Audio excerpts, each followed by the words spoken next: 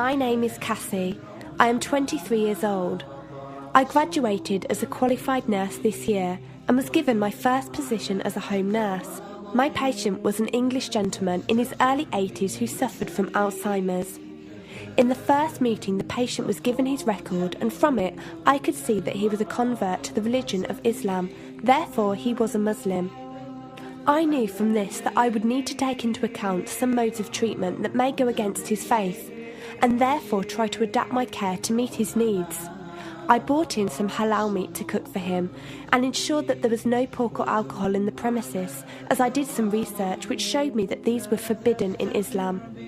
My patient was in a very advanced stage of his condition, so many of my colleagues could not understand why I was going through so much effort for him. But I understood that a person who commits to a faith deserves that commitment to be respected, even if they are not in a position to understand. Anyway, after a few weeks with my patient, I began to notice some patterns of movement. At first, I thought it was some copied motions he'd seen someone doing, but I saw him repeat the movement at particular times: morning, afternoon, evening. The movements were to raise his hands, bow, and then put his head to the ground. I could not understand it. He was also repeating sentences in another language. I couldn't figure out what language it was, as his speech was slurred, but I know the same verses were repeated daily. Also, there was something strange. He didn't allow me to feed him with my left hand. Somehow I knew this linked to his religion, but didn't know how. One of my colleagues told me about Paltalk as a place for debates and discussions. As I did not know any Muslims except for my patient, I thought it would be good to speak to someone live and ask questions. I went on the Islam section and entered the room True Message. Here I asked questions regarding the repeated movements and was told that these were the actions of prayer. I did not really believe it until someone posted a link on the Islamic prayer on YouTube. I was shocked. A man who has lost all memory of his children, of his occupation, and could barely eat and drink, was able to remember not only actions of prayer, but verses that were in another language. This was nothing short of incredible, and I knew that this man was devout in his faith, which made me want to learn more in order to care for him the best I could.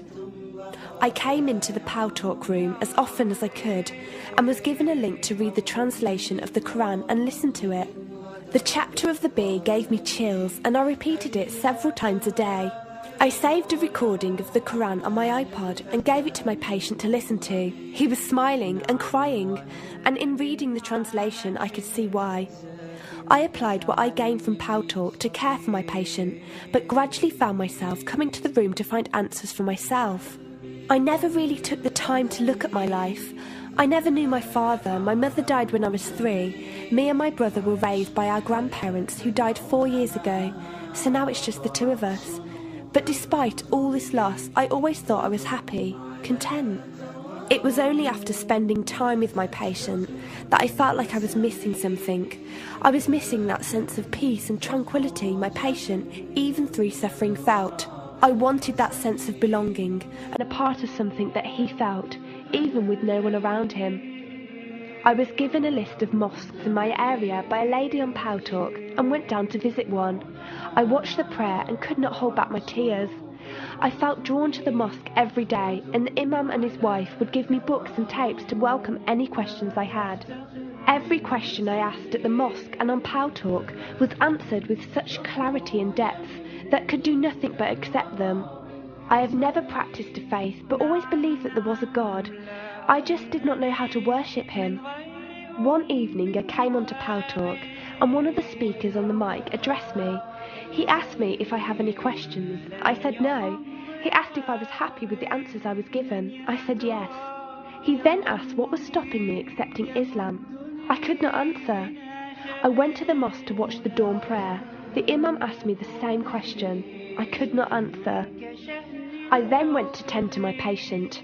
I was feeding him, and as I looked into his eyes, I just realised he was brought to me for a reason, and the only thing stopping me from accepting was fear. Not fear in the sense of something bad, but fear of accepting something good and thinking that I was not worthy like this man. That afternoon I went to the mosque and asked the imam if I could say my declaration of faith, the Shahada. There is no God except Allah. Muhammad is Allah's messenger. He helped me through it and guided me through what I needed to do next. I cannot explain the feeling I felt when I said it. It was like someone woke me up from sleep and sees everything more clearly. The feeling was overwhelming joy, clarity, and most of all, peace. The first person I told was not my brother, but my patient. I went to him, and before I even opened my mouth, he cried and smiled at me. I broke down in front of him. I owed him so much. I came home and logged onto Paltalk and repeated the Shahada for the room. They all helped me so much, and even though I had never seen a single one of them, they felt closer to me than my own brother. I did eventually call my brother to tell him, and although he wasn't happy, he supported me and said he would be there. I couldn't ask for any more. After my first week as a Muslim, my patient passed away in his sleep while I was caring for him. Inna lillahi wa inna ilaihi raji'un. He died a peaceful death, and I was the only person with him. He was like the father I never had, and he was my doorway to Islam. From the day of my Shahada to this very day, and for every day for as long as I live, I will pray that Allah shows mercy on him and grant him every good deed I perform in the tenfold. I loved him for the sake of Allah, and I pray each night to become an atom's weight of the Muslim he was. Islam is a religion with an open door. It is there for those who want to enter it. Verily, Allah is the most merciful, most kind.